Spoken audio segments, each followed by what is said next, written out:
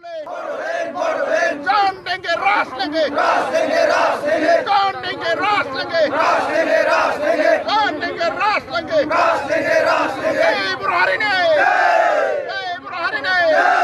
जय बुरहारी ने जंगल नाम का बोडोलैंड जंगल नाम का बोडोलैंड जंगल नाम का बोडोलैंड जान देंगे रास लेंगे जान देंगे रास लेंगे पूरी करो मोदी जी सुनिए मोदी जी सुनिए we want Bodoland we want Bodoland जान देंगे रास लेंगे जान देंगे रास लेंगे जुई जोली से आसाम गवर्नमेंट जोली से जुई जोली से सर्वनाश सोनोवाल जोली से जुई जोली से हेमंत बिश्व शर्मा जोली से we want Bodoland we want Bodoland no Bodoland no rest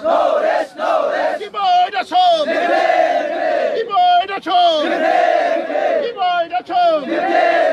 जान देंगे रास लेंगे जान देंगे रास लेंगे हमारे मांगे पूरी करो हमारे मांगे पूरी करो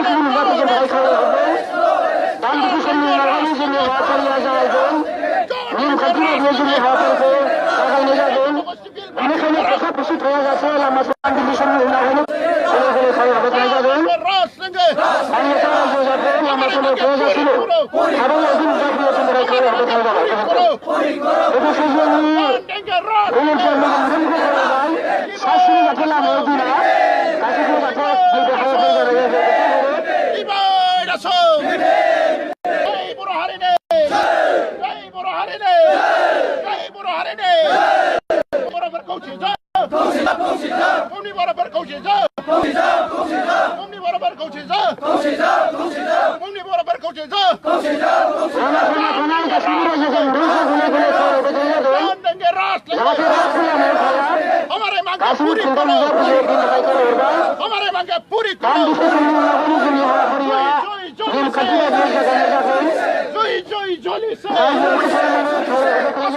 जोली से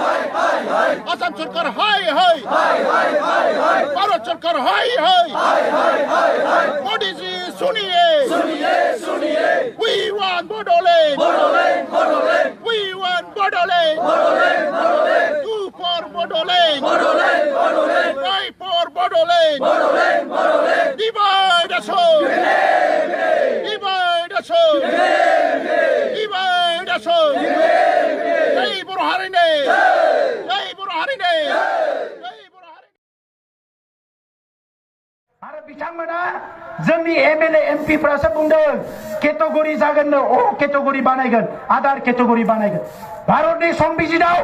बेबायदि केटेगरि बानायनो हानाय कोनो बेबस्था गैया कोनो लामा गैया लामा थानायमोनबा थांनाय 8 तारिखआव जेला बिलखौ राज्य सभायाव लाबो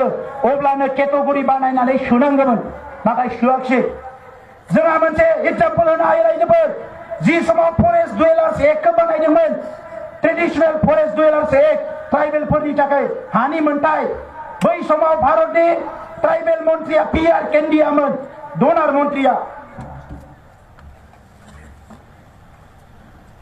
आरो बे पीआर केन्डियाखौ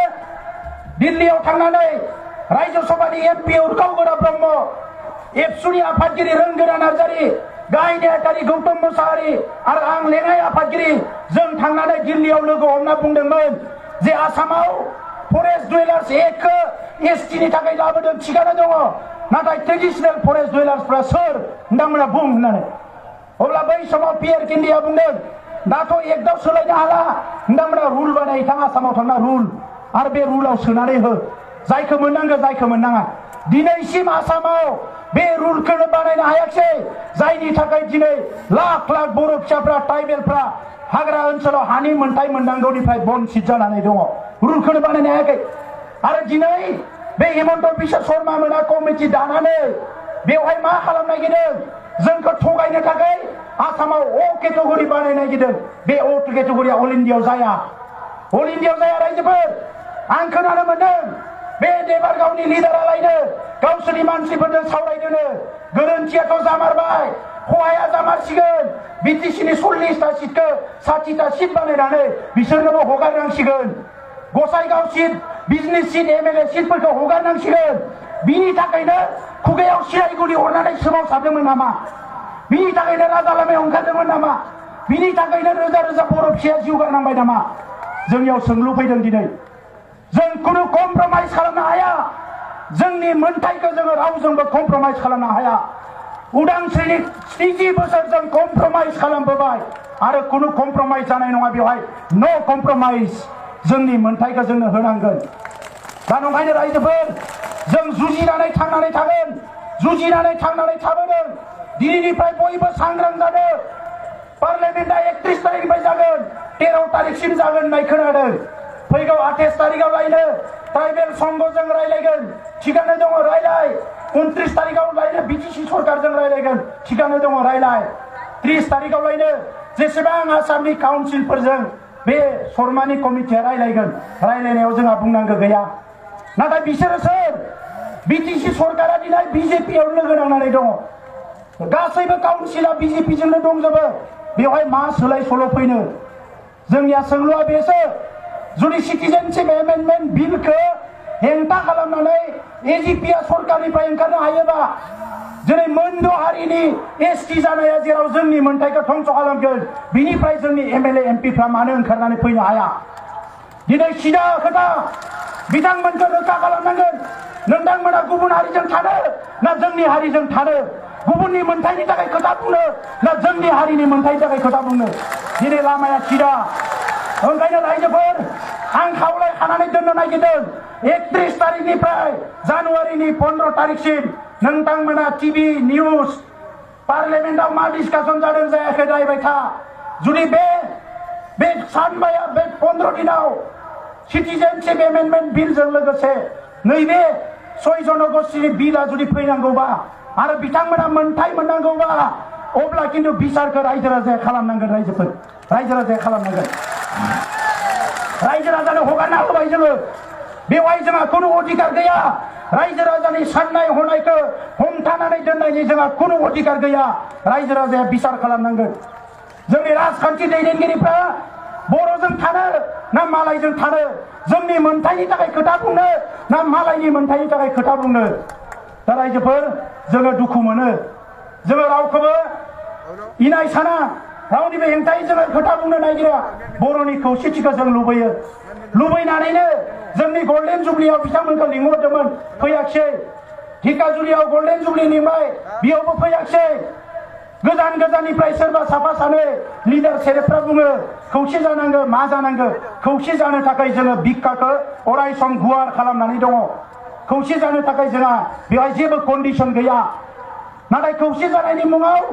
बर'नि सोमावसारनाय जांख्रिथायखौ धंस खालामोबा बेबायदि खौसेखौ जों मालाबाबो जानो हाया रायजोफोर जों मालाबाबो जानो हाया जोंनि जिउआ जोंनि रंजानाया जोंनि गोजोनखौ खुसिया हारिनिख्रुइ मालाबाबो देरसिन जानो हाया रायजोफोर जोंनि मुंख्लंफोरा बेखौ जोंखौ फोरोंलांदों दा नंखायनो दिनै बयबो सांग्रां जादों रायजोफोर आं सोरखौबा बुलायनांगौ नांलायनांगौ बायदिसिना दावराव दावसि खालामनांगौ बेखौ बुङाखै गुसु मेलेमजोंसो दावहा नांनो हायो मेलेमा गुसु जानांगोन नाथाय दिनै आसामाव गुबुन ट्राइबेलफ्रा बेसेबां गाबथानो हागोन जोङो बेखौ नुहुरखानाय ओंखायनो जोंनिखौ जोङो थिग खालामनानै लानांगोन आरो अलखदनि समाव दुखु खैफोदनि समाव जाय खौसे गसंनो हायो जाय सोमावसारनो हायो जाय जांख्रिखांनो हायो बेसो मुलुगाव गोथां हारि हिसाबै थांना थानायनि मोन्थाइखौ मोनो बेसो अधिकारखौ मोनो बे खोथाखौ जाहाथे गोसोआव लाखियो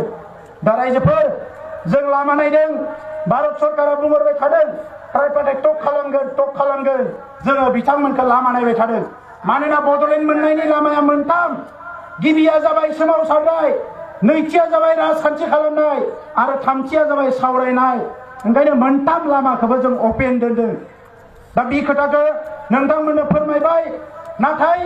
बे मोनद' हारिया एसटि जानायनि खोथाखौ लानानै नोंथांमोनखौबो बुंहैगोन जोंखौबो बुंदों सोरबा सोरबा बर'नि आफादफ्रानो जायफोर मोनजाग्रा मोनलोंग्रा सोरबा सोरबा बुंनो हमबाय माथो जोंहा जेबो खहा जायानो जानो होबालाय मा जायो खहा जायानो खहा जायानो नङा खहा जाया होनना बुं आरो संबिधानाव बबेयाव लिरनाय दङ जोंनो लाबोनानै फोरमाय फै नैबेजों खहा जाया होननानै अब्ला जों मानिनानै लागोन नङाबा खहा जायानो होननानै सोरबा जुदि बुजायनो थाङोबा बेखौ नोंथांमोना बिसार खालाम माबायदि खहा जाया सांग्रां जानांगोन रायजोफोर दा बेनिखायनो बेखिनि खोथाखौ बुंबाय सोमावसारनाया थांबाय थागोन जायखिजाया समावनो जोङो रेलि खालामनो हानांगोन जायखिजाया समावनो सोमावसारबोनो हानांगोन नैबे पार्लियामेन्ट सेसना थाङाबो माने बयबो जाहाथे एलार्ट सांग्रां जानानै थायो रायजोफोर नाथाय जोंनि ओनसोलाव सोरबाया थुनज्लायनो नाजागोन सोरबाया फाव फान्दायनो नाजागोन गाज्रि खामानि मावनो नाजागोन बेफोरखौ सामोल जा हिंसा जानो होनो हानाय नङा बुथारलायनाय थै बोहैनाय बेफोर जानो मोना नङाबा मालाया बेवहाय देरहागोन जों बे थासारिखौ जाहाथे लाबोआ আমি এই গণসমাবেশৰ দ্বাৰা আজি যি ইয়াতে ৰেলী হৈ গ'ল কোকৰাঝাৰত অসম চৰকাৰক খকিয়াই দিবলৈ ওলাইছো আপোনালোকৰ নাটক বহুত হ'ল আৰু এনেকা নাটক আমাৰ লগত নকৰিব এনেকা নাটক আমাৰ লগত নকৰিব আমি খকিয়াই দিছো সৰ্বানন্দ সোণোৱাল চৰকাৰক বড়োসকল ইয়াৰ ভূমিপুত্ৰ অকল বড়োসকল নহয় বড়োৰ লগত আৰু ভূমিপুত্ৰ ইয়াত বহুত আছে আমি সকলো ভূমিপুত্ৰৰ অধিকাৰটো সুনিশ্চিত হওক এইটো আমি বিচাৰো কিন্তু আজি যি দলে শাসনত আছে সেই দলে 2014 আমাক কৈছিলে যে আমি যদি শাসনলৈ আহো বড় সমস্যা সমাধান কৰিম বড় সমস্যা সমাধান কৰিম বড় সমস্যা সমাধান কৰিম 5 বছৰ গুচি গ'ল বড় সমস্যা সমাধান কৰিবৰ কাৰণে সময় নাপালে আলোচনা ভালকে কৰি পেলাই এটা সমাধানৰ ক্ষুদ্ৰ ওলাবলৈ সময় নাপালে এইটো সময় পোৱা নাই বুলি আমি নাভাবো যি সৰকাৰে আজি এই মানে 6 জনগোষ্ঠীৰ বিল আনিব পাৰিছে যি সৰকাৰে আজি জনজাতি বিৰোধী কাম কৰিব পাৰিছে সেই মানুহবিলাক আজি বড়োৰ আলোচনা কৰিবলৈ সময় নাই বুলি ক'লে আমি বিশ্বাস নকৰো কথাটো হৈছে যে আজি স্পষ্ট কৰক আপোনালোকৰ নীতি কি এই ভূমিপুত্ৰ বড়ো আৰু জনজাতিসকলক কেনেকৈ আপোনালোকে সুৰক্ষা দিব বিচাৰিছে যোৱা 5 বছৰে ক'লে জনজাতিসকলৰ ক্ষতি হোৱা কাম আমি নকৰো সংবিধানিকভাৱে সুৰক্ষা পাব এই 6 জনগোষ্ঠীৰ বিল সিদিনা আহিল আৰু বিল অহাৰ পিছত এতিয়া কমিটি গঠন কৰিছে কমিটি গঠন কৰি পেলাই কৈছে ইয়াত বোলে অ কেটেগৰী কৰিব ইয়াত অ কেটেগৰী কৰিব দিল্লীত কি হ'ব অল ইণ্ডিয়া কি হ'ব যদি অ কেটেগৰী কৰিবই পাৰে আপোনালোকে কিয় ৰাজ্যসভাৰ বিলটো আগতে আনিলে ৰাজ্যসভাৰ বিল আনাৰ আগতে কিয় অ কেটেগৰী নকৰিলে আজি আমাৰ আপোনালোকলৈ প্ৰশ্ন আমাক আৰু টুপি পিন্ধাব নালাগে আপোনালোকে ভোটৰ অংক কৰি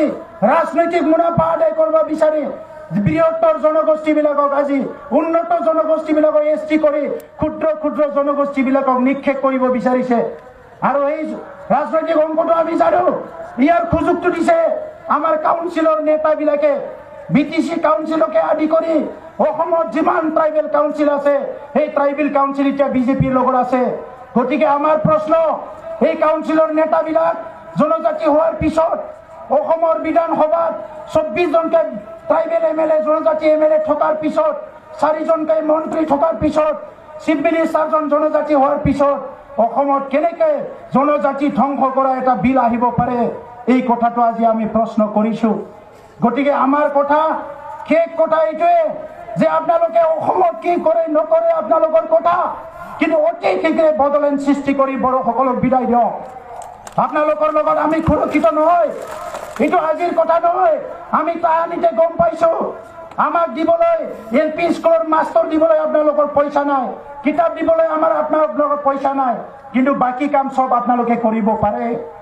এই কথাবিলাক বুজিবলৈ বাকি নাই 50 বছৰে ৰেডিঅ' চেণ্টাৰত বড়োবিলাকক আধা ঘণ্টা দি থলে আপোনালোকে 24 ঘণ্টা বজালে আৰু আমাৰ বুজিবলৈ বাকি নাই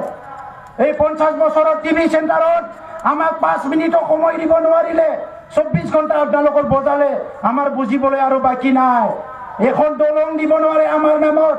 অসমৰ কেলেণ্ডাৰত বড়োফা উপেন্দ্ৰনাথ ব্ৰহ্মৰ জন্মদিনটো আমি বিচাৰিছিলো ষ্টুডেণ্টে এইটো দিব নোৱাৰে আপোনালোকে দীনদয়াল দিব পাৰে আপোনালোকে বেলেগ সবক কৰিব পাৰে কিন্তু আজি বড়োসকলৰ কাৰণে একো কৰিব নোৱাৰে সেইকাৰণে মই আহ্বান কৰিছো আজি অসমৰ ভৈয়াম জনজাতিসকলক একগোট হৈ সংগ্ৰাম নকৰিলে আজি ধ্বংসৰ সময় আহিল নিক্ষেপ হোৱাৰ সময় আহিল আজি স্পষ্টকৈ কৈছো আহোম জনগোষ্ঠীৰ প্ৰতি মোৰ বেয়া ভাৱ নাই আহোমসকলক আমি সন্মান কৰোঁ আহোমৰ ইতিহাসক আমি সন্মান কৰোঁ আহোমসকলক আমি মৰম কৰোঁ ৰাজবংশীসকলক আমি সন্মান কৰোঁ ৰাজবংশীসকলক আমি মৰম কৰোঁ আদিবাসী ভাইসকলৰ যিটো দুখ দুৰ্যোগ ইয়াত আমি সমভাগী হ'বলৈ বিচাৰোঁ কিন্তু আজি চাওক আহোমৰ নিচিনা 600 বছৰ অসমক ৰাজত্ব কৰা জনগোষ্ঠী এটাক যদি এছটি কৰা হয় বাকী জনজাতিবিলাকৰ কি হ'ব আজি আদিবাসীসকলক কম্পিট কৰিব নোৱাৰে সেইসকলৰ লগত যদি আহোমে যদি অসমত এছটি হ'ব পাৰে তেতিয়া গোৰ্খাও অসমত এছটি হ'ব পাৰিব অসমত আজি এই মানে কলিতাসকলো এছটি হ'ব পাৰিব নাথযোগীসকলো এছটি হ'ব পাৰিব বাকী জনগোষ্ঠীবিলাক যিমান আছে আজি এছটি হ'ব পাৰিব আপোনালোকে আজি সংবিধানৰ জেওৰা ভাঙি পেলাই এছটি কৰিব বিচাৰিছে এইটো অসাংবিধানিক প্ৰক্ৰিয়া এই অসাংবিধানিক প্ৰক্ৰিয়া এইটো জনজাতিকৰণ নহয় এইটো একমাত্ৰ অসমৰ বড়োৰ লগতে ট্ৰাইবেলসকলক ধ্বংস কৰাৰ এটা ষড়যন্ত্ৰ এইটো অকল জনজাতিকৰণ নহয় কিয়নো আজি আহোমসকলে 3 কোটি জনসাধাৰণ থকা অসমত ৰাজত্ব কৰি আছে এই 3 কোটি জনসাধাৰণ থকা ৰাজত্ব কৰা এটা জাতিক যদি এছটি কৰা হয় আজি অসমৰ ক্ষুদ্ৰ ক্ষুদ্ৰ যিসকলৰ 1 লাখ 1.5 লাখ 50,000 আছে সেই জনজাতিবিলাক কেনেকৈ জীয়াই থাকিব সেইকাৰণে নিখিল Bodo Chhatra Santha NDP progressive people's in action committee আৰু বিভিন্ন দল সংগঠনৰ উপস্থিত আমি স্পষ্ট কৰি দিছোঁ আপোনালোকে এই যে প্ৰক্ৰিয়া এইটো এইখিনিতে বন্ধ কৰক আৰু যি সমস্যা সাংবিধানিকভাৱে সমাধান কৰিব পাৰে আজি বড়োলেণ্ড সমস্যা ভাৰতৰ সংবিধানৰ আৰ্টিকল 2 আৰু 3 ইয়াৰ দ্বাৰা সমাধান কৰিব পাৰে এই সমস্যা সমাধান কৰক অন্যথা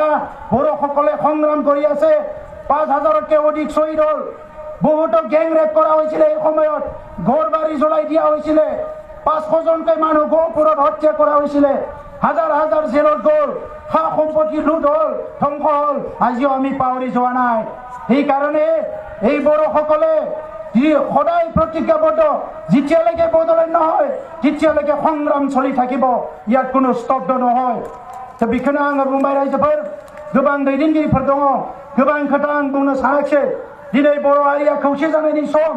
नाथाय जोंनि गोरबोआव दुखु मोनो जेला जोंनिनो सोरबा दैदेनगिरिया हारिखौ जाय अननांगौमोन जाय जोथोन लानांगौमोन जाय गासैबो बिथिंनिफ्राय हारिखौ नायनांगौमोन बै मानसिफ्रा सोरबाया जोंनि हारिनि हेंथा खोथा बुङोबा जोंनि हारिखौ ध्वंस खालामनाय खैसारियावसो लोगो जायोबा जों दुखु मोनो रायजोफोर दा नंखायनो नोंथांमोनाबो सानदो सोर मोजां मावदों सोर गाज्रि मावदों इलेक्शना फैगासिनो दङ 2019आव जों किन्तु बिसार लानांगोन थिक लिडारखौ थिक जायगायाव दोननो हायाबा हारिया बेबायदि आरो 100 बार बांग्रिं खबाव गोग्लैनो गोनां जागोन अलखदाव गोग्लैनो गोनां जागोन रायजोफोर बेखौ किन्तु सामोल जाखा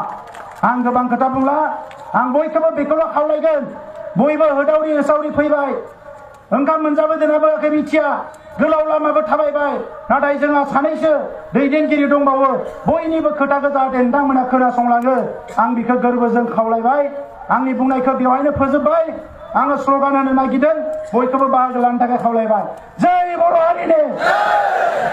जय बर' हारिनि जय बर' हारिनि नो बड'लेण्ड नो रेस्ट